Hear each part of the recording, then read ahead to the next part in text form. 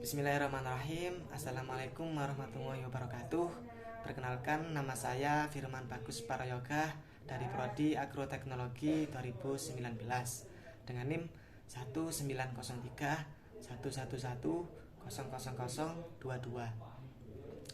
Di sini saya akan menjawab pertanyaan UTS dari Ibu Nurul. Sebelumnya saya ucapkan terima kasih kepada Ibu Nurul yang terhormat selaku Ibu dosen pengajar MSDM di perkuliahan saat ini. Yang pertama yaitu soalnya apa pengaruh hubungan karakter, kompetensi, dan kepemimpinan terhadap MSDM. Hubungan karakter, kompetensi, dan kepemimpinan terhadap MSDM ini saling berkaitan di dalam perusahaan atau organisasi. Karena untuk mewujudkan kinerja yang baik, pimpinan dan karyawan harus memiliki karakter yang baik. Seperti contoh kedisiplinan. Semakin tinggi tingkat kedisiplinan kerja karyawan, maka semakin tinggi pula kinerja karyawan yang dihasilkan. Ada pula kompetensi yang mengacu pada kemampuan, pengetahuan, kepribadian individu yang secara langsung mempengaruhi kinerja mereka.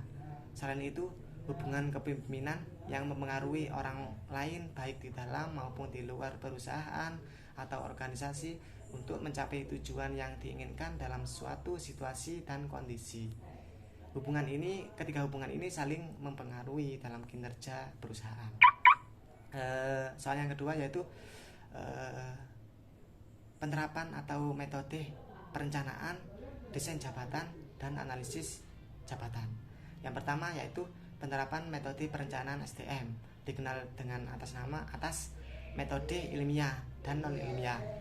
Metode ilmiah ini diartikan bahwa perencanaan SDM dilakukan atas hasil analisis dari data, informasi, dan peramalan dari perencanaannya.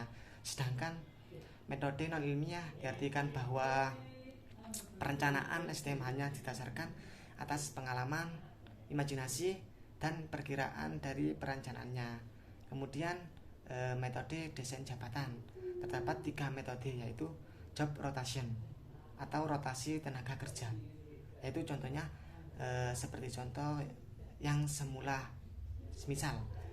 kasir dipindah menjadi bendara umum sementara.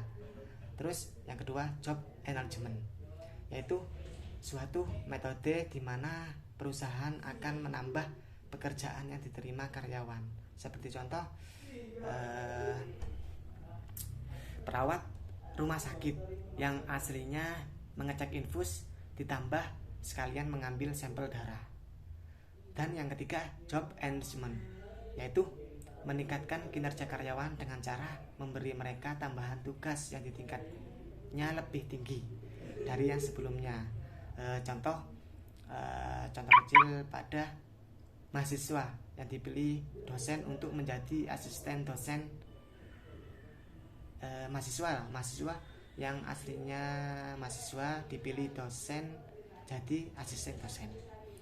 Dan terakhir metode analisis jabatan, yaitu yang meliputi 3 metode, yaitu yang pertama metode observasi lapang, metode wawancara antar orang ke orang atau yang lainnya lah, dan metode kuesioner. Soal yang ketiga yaitu rekrutmen. Tentang rekrutmen dalam poin A yaitu tujuan rekrutmen sendiri. Tujuan rekrutmen sendiri ini adalah untuk mendapatkan calon karyawan yang memungkinkan dari pihak manajemen dengan memilih atau menyeleksi sesuai kriteria perusahaan atau organisasi. Yang poin kedua ini yaitu sumber internal dan eksternal perekrutan. Yang pertama, sumber internal perekrutan. Ini adalah di mana karyawan direkrut dari dalam perusahaan dengan cara pemindahan, promosi atau demosi karyawan yang memenuhi spesifikasi pekerjaan tersebut.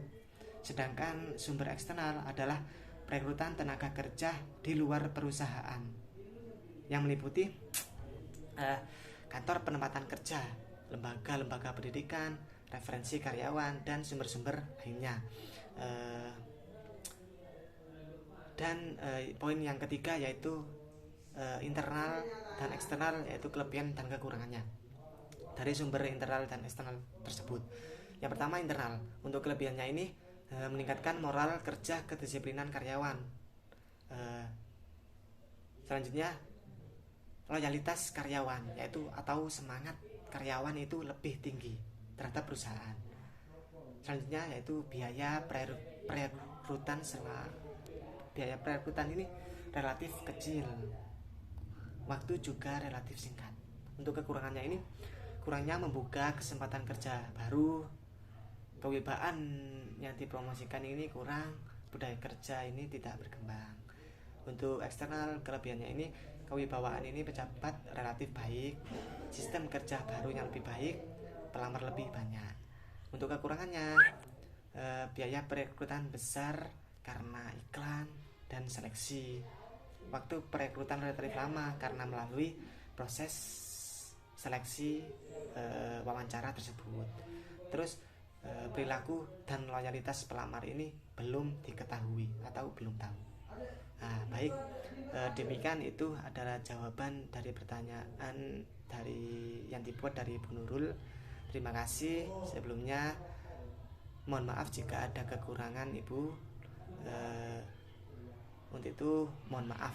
Assalamualaikum warahmatullahi wabarakatuh.